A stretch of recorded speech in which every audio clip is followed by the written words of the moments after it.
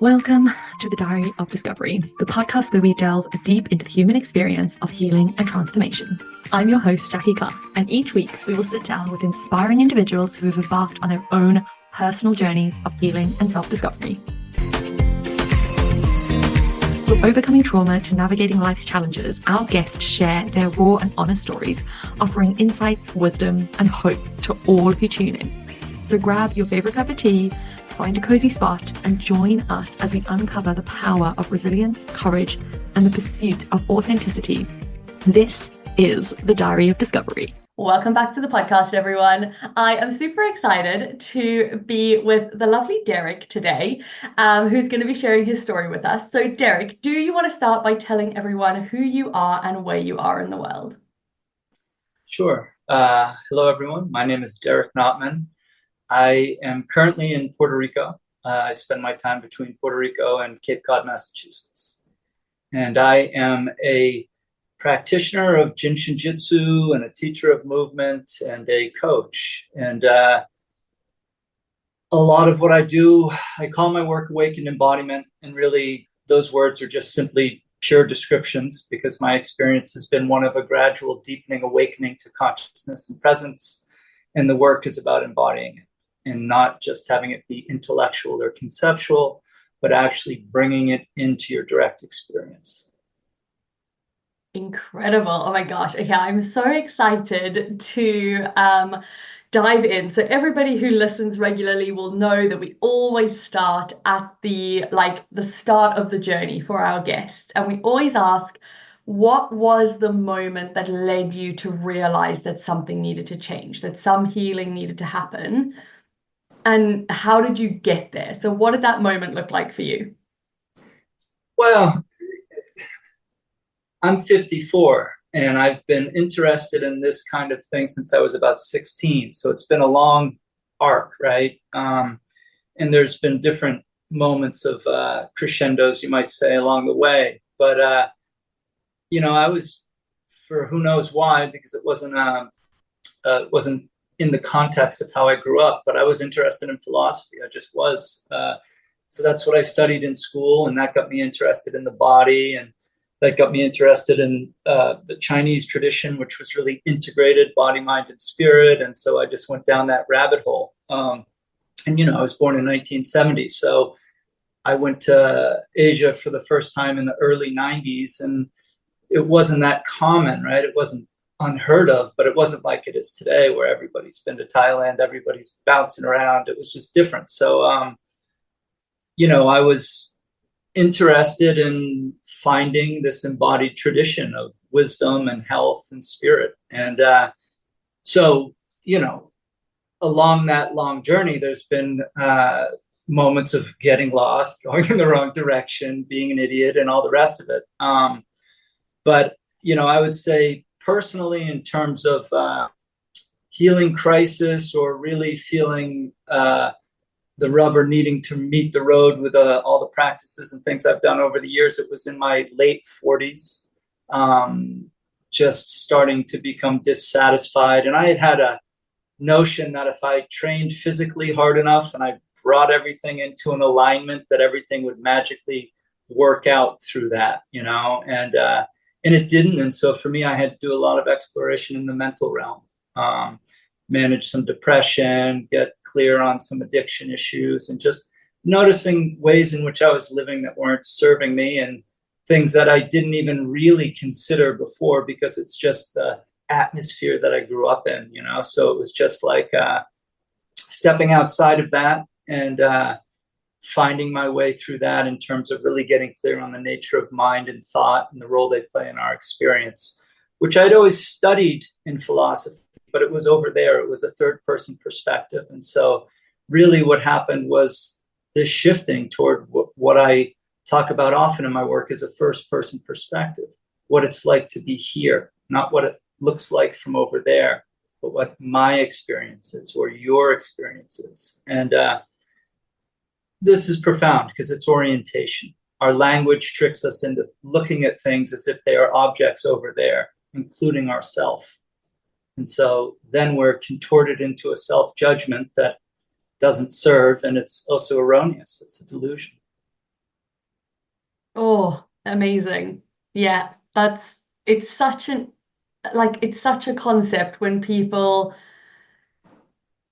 come into this realization that actually the mental body holds so much and we have to be able to work with it as well as the emotional body, as well as the physical body, as well as all of these different systems, because actually any one of them in singular is not enough. It's not enough to bring happiness. And I think that it's such an incredible thing to actually witness that of, I've done everything for my body that I can do and I'm still not happy and it's still not working. And so many people put on those layers of, oh, well, if I just had a better job, if I just got paid more, if I just was a bit healthier, if I just was a bit more toned, or, like they have all of these like criterias of if I'm just all of these things, life will be great. And I've had so many conversations with people who go, I reached that goal and it was still rubbish. And I didn't know why. And I feel like so many people start their journey, like their actual true inner journey at that point of like realizing that what they thought was the path isn't the path. And I always say to people, like when I interview people on the podcast, I want them to have lived through something because a textbook can never teach you the same as a lived experience. If they're just two completely different things. So I love that you'd studied this for so long and then still realized that actually you hadn't even scratched the surface of what it actually meant to embody it and live in that way. So I think that that's so incredible. And what do you think, like, the biggest thing that you had to embrace about yourself at that point, like going from scholar to like an actual lived experience? What did you have to embrace about yourself to go on that journey? That's a good question. You know, well, I think it by the suffering, right? I personally think that, there's either two things going on for people. You're either having success, and it's ultimately unsatisfying, or you're getting the shit kicked out of you and it's unsatisfying. And so you're looking for a way out. The thing that has to be recognized is that our experience doesn't come to us from out there. It's self-generated through thought. And so, Heraclitus said, man is not affected by the things of this world. He is affected by his thoughts about the things of this world. I read that when I was 17, but I didn't get it until I was in my late 40s. And it's really recognizing that,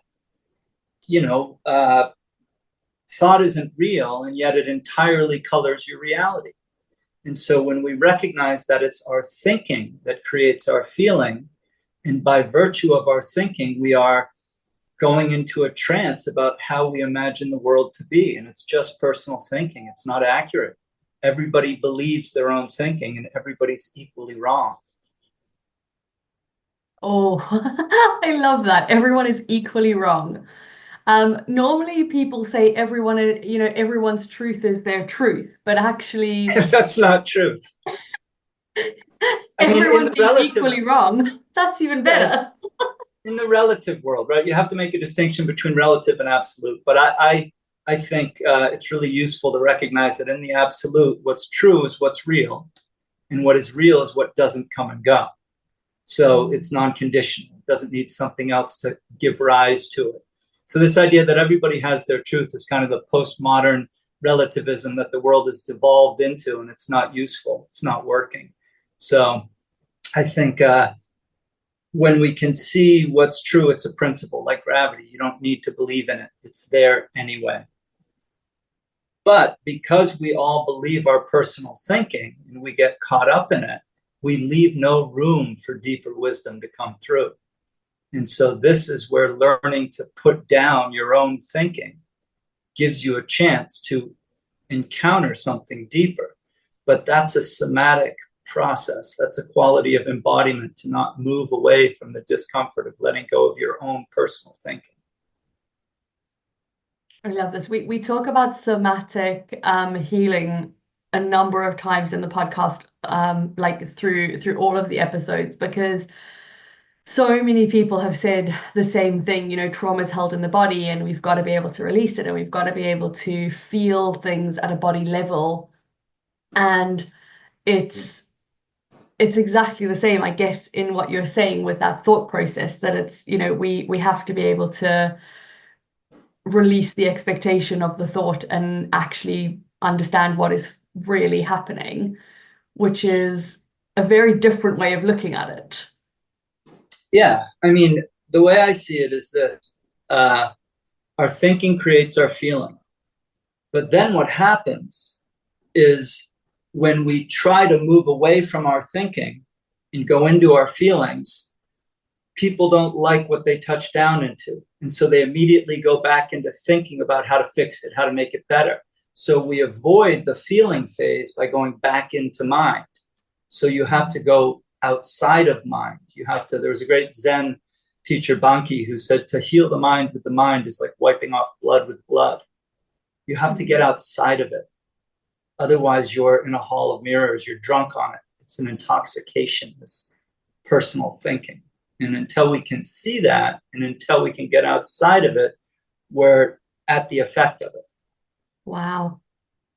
I love this. Like, this is such a interesting way of looking at things and actually moving through something that a lot of people just scratch the surface of, and a lot of people never really deeply look at, because it can feel quite scary. It can feel quite big. It can feel very outside of what we're kind of programmed to look at and accept as reality. So I think that it's really interesting to actually be able to have these conversations. And my kind of thought on this is, as you were kind of going through this, so once you'd learned and realized that actually, all of the scholar that you'd learned was not necessarily translating into the life that you were living, and you started to kind of go on that journey to marry the two together and actually live the life, were there moments where you thought, like, this is too hard and I don't want to do this, or I don't want to kind of delve into this? Or did you still love it as much and it kind of never felt hard? I'm really intrigued. Oh no, it was hard. I'd say again there was a trajectory. So there were a lot of little battles lost, if you will. Ultimately, well, the willingness to meet the feelings and to go through an existential despair, a dark night of the soul, has to be there, because it's the only way to get to the other side of it. Now, I thought I had done that many times in a sense, but and this is fine too, I only went as deep as I could go. And that's part of how you get depth. But ultimately, at least for me, there was just a level of suffering and dissatisfaction that sort of made it like, all right, today's a good day to die. Let's drop into this. And, again, a lot of all this is held in the context of philosophical inquiry. And the point of that is to recognize, how do you know? So if you say you're afraid, how do you know? What do you mean? You know what I mean? I could be afraid right now and I'm just sitting alone in a room. So it's not circumstantial.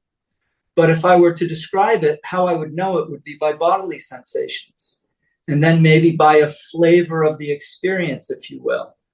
But what you see when you begin to peel back the layers to understand whether the words you're using are still tied to an experience, or if they've just become ghost words, if you will, that people run away from and then they keep chasing you, right? So you have to see, what do I really mean by this? And then feel what it is and get clear on, why am I calling this fear? This is actually a lot like excitement, right? Or crying in grief. You cry long enough, you'll laugh. You laugh long enough, you'll cry. There's a continuum. These things are connected, but the mind parses it out and it wants to avoid what it doesn't like and it wants to grab what it does like.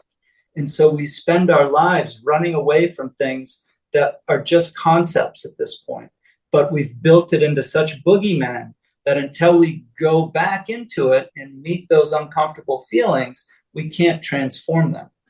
Absolutely. One of the biggest lessons that I learned when I was coming through my own depression journey was this idea that fear and excitement feel exactly the same in the body. Like in the actual nervous system, there's no difference between what fires, and the only difference is what your brain interprets as whether it feels safe in the situation it's in or not, as to whether it feels fear or excitement.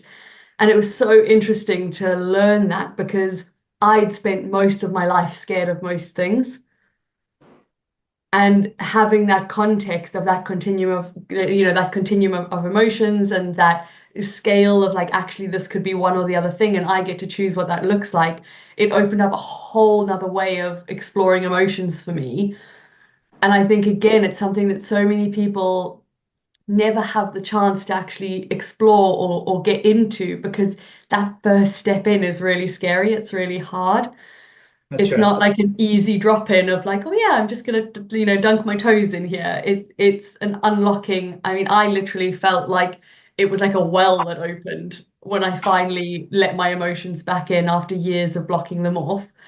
So I think that that is a really it's a really important thing for people to understand when they're going through this journey, that actually there is that continuum. I really love that whole that if you laugh long enough you'll cry, and if you cry long enough you'll laugh. Like that's such a beautiful way of looking at things. So I really, really love that. Yeah, So and sorry, I was just go going to say what's beautiful is with all of this, you don't have to believe it. You can try it and you can create it in this moment. So it's like, it's not a question of, oh, I understand intellectually that the nervous system fires the same way. It's like, oh, what do I feel? Oh, it's like tingly and my shoulders rise. And you can track what it's like in the body. You can track what's the story you're telling yourself. You can track what's the flavor of the experience. You can track what's the situation. And when you get clear on each one of those things, they decouple. When they come together, it creates a consciousness or a trance. And because we believe our own thinking and our body will buy into the story, you create that experience for yourself. Even though, yeah, I talk with people all the time, one-on-one like this, and you get into some really heavy stuff, and it's like, but we're both alone in a room. You know what I mean? It's like, there's nothing to be afraid of. That hurt Yeah, isn't here. But if we think it's so, then it is, and that's an amazing thing to see. absolutely. One of the things that I always find so incredible, so I'm a runner, and it feels weird to call myself that because for years, even though I ran, I didn't think I was a runner. Because my story that I told myself was that I was not very good at it, that I was not very fast, and I couldn't go very far, and I wasn't very good. And it's so interesting that since I've gone through this journey of healing and learning about the narratives that I tell myself, and I've changed the story that I've told myself, I've gotten physically faster. I can go for physically longer. I can run up a hill that I never thought I would be able to. And nothing has changed physically. I'm still the same as I was. I'm no lighter, I'm no fitter, like nothing has changed physically, but everything has changed mentally and what I think is possible. And that shifts everything. And I think that that is such an incredible thing when people start to understand the power that their thoughts have. And the more that they sit in that space of, worry or repeating that negative story or repeating the things that scare them, the longer it's going to take for them to come out and actually be able to do something different. So I think that that's such an incredible process, like for people to actually look at what are the stories that they're telling themselves, what are the narratives, why are they feeling the way that they're feeling. And I remember, like, I would be running up a hill and I would literally be telling myself, like, you can't do this. It's so steep. You're never going to be able to go all the way. Like, and I would literally just feed myself absolutely every thought that made me want to stop. And of course, I stopped. Like, there's no magic in that. Of course, I stopped because that's all I told myself. I think that there's something really amazing once you realize that that's the pattern and you can do something with that. So I think that's, it's a really, really great message for people to hear as well. And my kind of my thought around this, like, is for you, you'd already studied all of this amazing work for so long by the time that you actually got into this kind of deeper level of healing.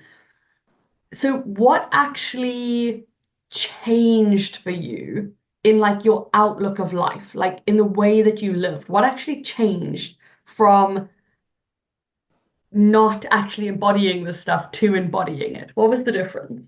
Yeah. So there's always progression, right? But for me, what had happened was I was intellectual and I was physical.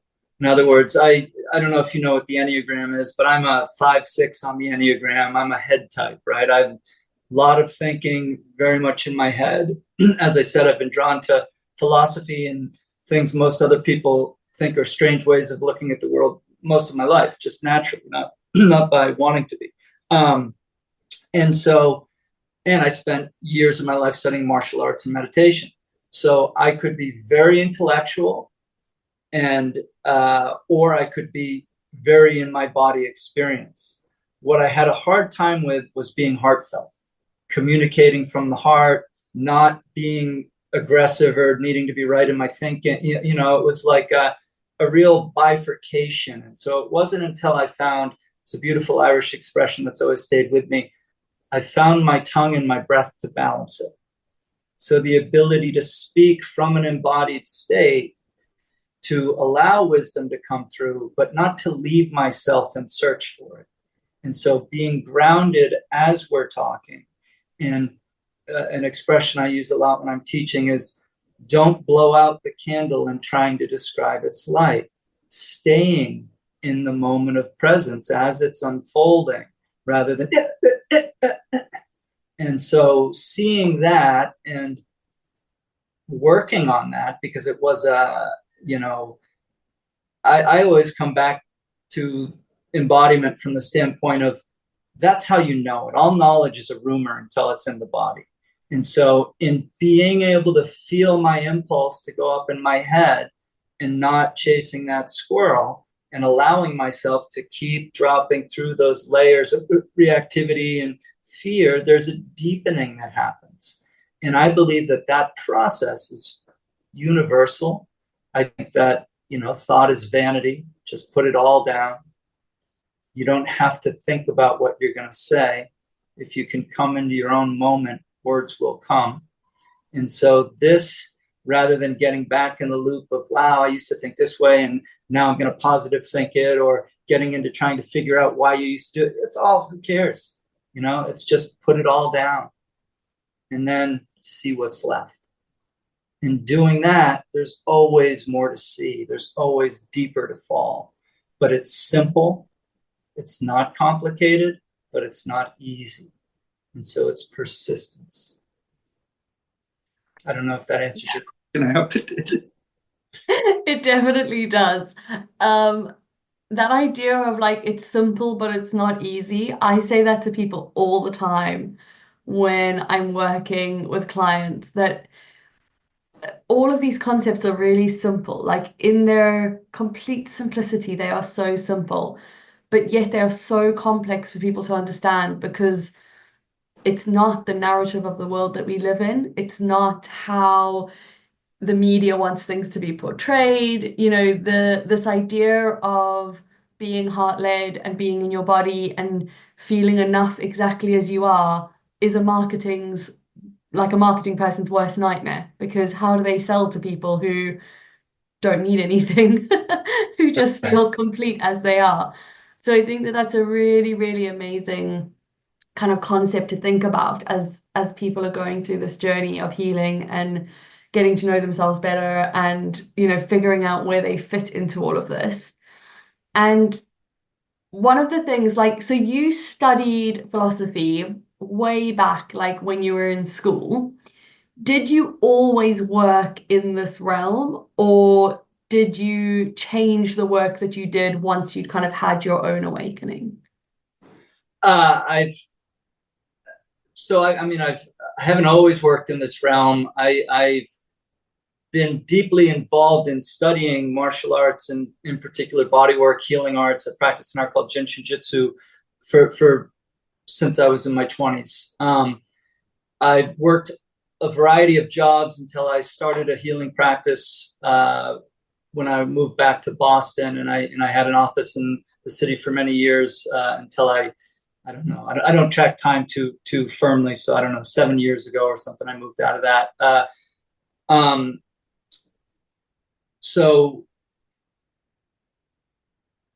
yes, sorry, I'm trying to track your question a little bit. So it wasn't like a 180, there's always had been a doing a little bit of both, and but when I got more into just working as a healer, a body worker, as part of an integrative medicine practice, that was sort of my profession and what I did fully. COVID came, that changed that, and I got much more into the dialectical. I guess to me, what's interesting is, there's an expression that I learned through martial arts: the body reveals the mind and the mind reveals the spirit. So it always made sense to me to start with the grossest level, the physical body. So go through that, then you get to the next level of awareness, the mental body, the more subtle energetics of what's going on. Then you get into the spiritual level. And now I find the amount of energy that gets moved and the change people can have through conversation, I would never have guessed that when I began this, even though I was really into philosophy, because it was just intellectual. But at a certain point, and actually this goes back to what you were saying, you can't, I've studied a lot of people. In other words, Ramana Maharshi was a big influence on me, Douglas Harding, a Scottish philosopher named Sydney Banks. But one of the things Sydney Banks says, and it's very, very clear and very beautiful, is don't listen with your intellect. You'll find an argument. Listen with your heart. Listen from your wisdom, because it doesn't make sense at that level. Ramana Maharshi would say, the world of disputation has no end. And I know from philosophy, rhetoric, you can argue anything and make it make sense. So this is where we have to recognize that what we're trying to contact as we're speaking isn't up here. It isn't the brain. It isn't the intellect. It's trying to find, in Chinese, the art that I study is called Xinyi Liuhechen, which means Xinyi is heart mind. They're one in Chinese. They don't divide it into two. And that quality of listening through the heart and letting the heart baptize your thinking rather than having it go straight to the head is, I think, where we encounter our power and our greatest productivity. Absolutely. I think it's a skill that so many people still need to learn, though. Yeah, because the mind, and I was this way, I was impatient. You want to be good. You want to get there. Everybody wants to be, but at the end of the day, transformation takes time. Enlightenment can happen like that, but transformation and embodiment take time. In the work that I do now, and the dialectical, the conversation can move people so much faster than the body can change. And so it's like, I used to think that, okay, to have an enlightenment, you have to purify yourself, you have to do all these things, you have to become worthy of the experience. Now I see it the other way. You can have that right away, and that gives you the impetus to do all the rest. Enlightenment first. Being a good person follows. Absolutely. I think that's, again, like, it's such a different way to look at it from how most people look at it. A lot of people start with the body, a lot of people start with the physical. And I think for a lot of people, it's that thing of, well, if you're disciplined enough to go to the gym and look after your body, then you'll be disciplined enough to do the thinking work and to do the feeling work and to do all of the other aspects. But I like the idea of doing it the other way around, because once you unlock those, that heart space, that space of understanding and being kind and being able to look at things through a different lens, I think it's so much easier to move yourself, not just other people, but yourself as well. Yeah, that's right. As we think it. So it's like if you're just grinding away, thinking you need to be better, stronger, work harder, all those things are useful up to a point. But relaxation and calmness are real superpowers. And so if you can recognize that that's already available despite your ability to think otherwise, then there's the possibility to drop into a place that's really well resource to learn and meet whatever shows up in the moment. And again, you know, the past is corrupted memories and the future never finds us, right? All there is this moment, despite our ability to think otherwise. Yeah, yeah, definitely. Again, I think that it's just such a concept that people struggle with. Like that present moment awareness is something that so many people really struggle to stay in. I was talking to a client the other day and she was saying, oh, she's struggling to post on social media because, what if the thing that she says now is not the thing she wants to say in 10 years' time? And I went, well, in 10 years' time, what you said today won't matter. So what, just say what you want to say, and if you want to change your mind tomorrow you can do that, and if you want to change your mind the day after that you can do that as well. Like that's the beauty of being a human. We can do those things, and so many people live in that, again, that like stuck cycle of not actually ever feeling like they can change, that they can think something different or exist in a different way.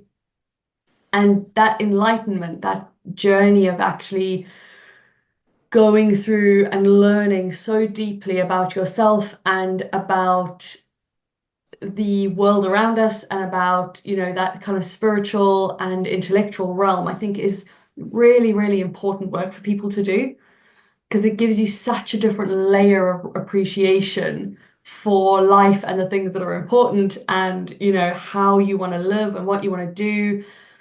But again, so many people don't look at it. They don't want to get involved with it. They don't want to step into it because it seems like such a big thing. It seems like such a hard thing to do.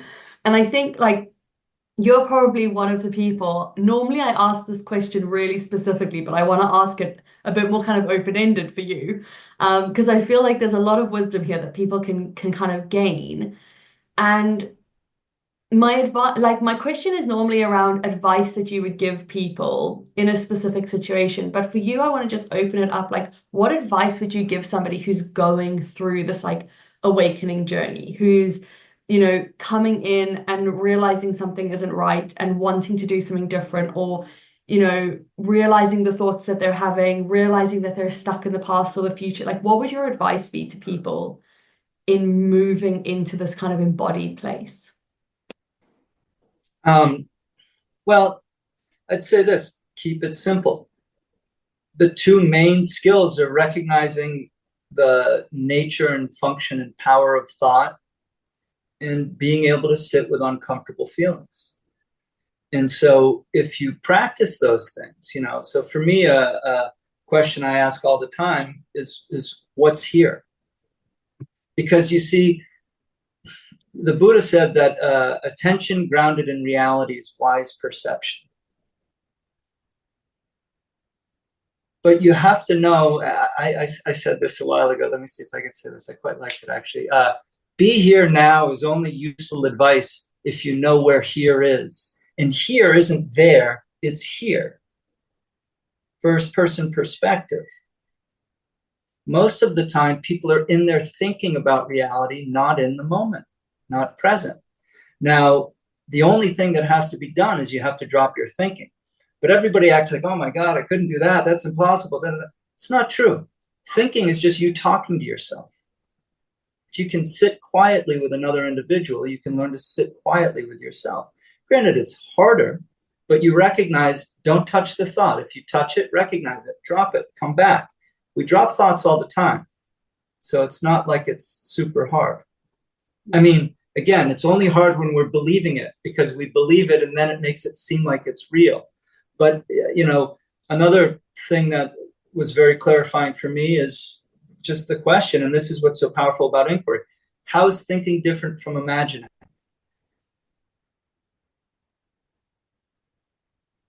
Or pretending?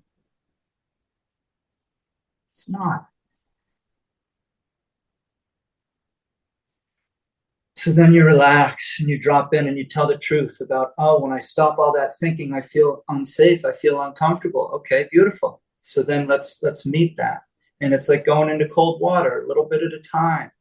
But if you want peace, if you want contentment, You have to move past all the things that keep you away from it, because home is already here. We don't need to do anything. We need to stop moving away, and we move away through thinking. This is why vanity, all thinking is vanity. Like, there's a lot of ways you can frame this up, religious, spiritual, it doesn't matter. It's all pointing to the same thing. If you believe your personal thinking, which is your vanity, then you're denying the will of God, which is what is, and you're not going to win that wrestling match. Absolutely. I think that's all incredible, like incredible advice for people to start this journey, and definitely a hard thing, sitting with those feelings and sitting in silence. And it's something that once you get good at, it changes so much so quickly. So I would recommend for everyone who's listening to go and give that a go, because I think it is really, really incredible when you can start to move through. I'll always remember doing my yoga teacher training and thinking like, oh yeah, I can meditate.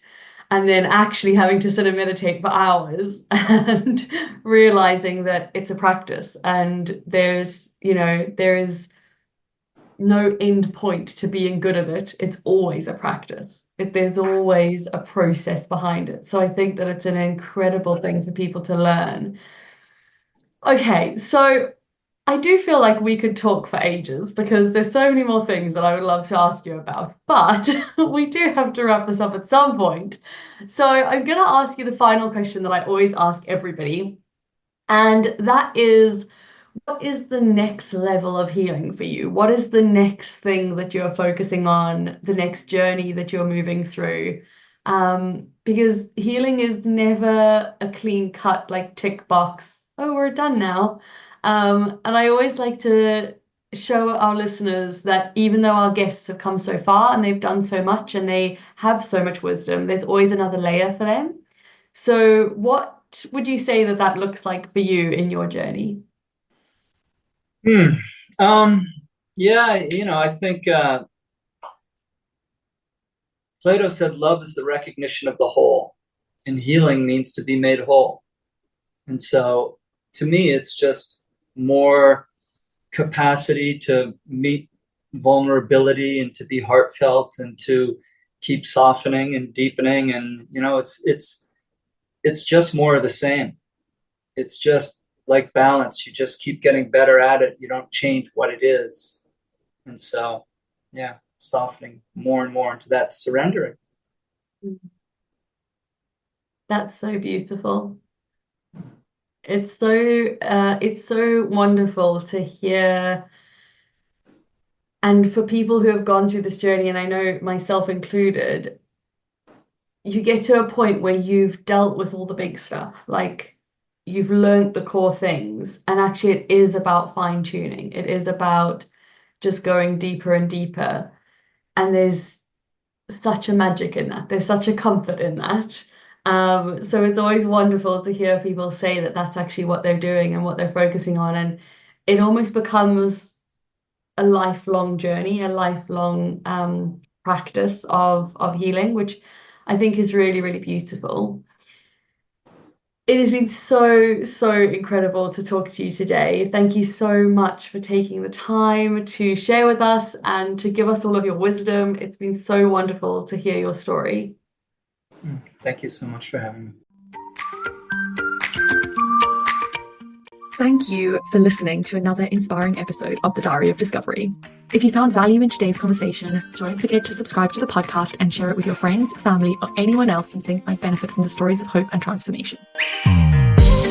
Your feedback means the absolute world to us, so please take a moment to leave a review on your favorite podcast platform. Your reviews help us to reach even more listeners and continue to bring this meaningful content to the world. Until next time, remember, your healing journey is valid. You are never alone, and you have the strength to get through this. Keep shining bright, and we'll see you in the next episode of The Diary of Discovery.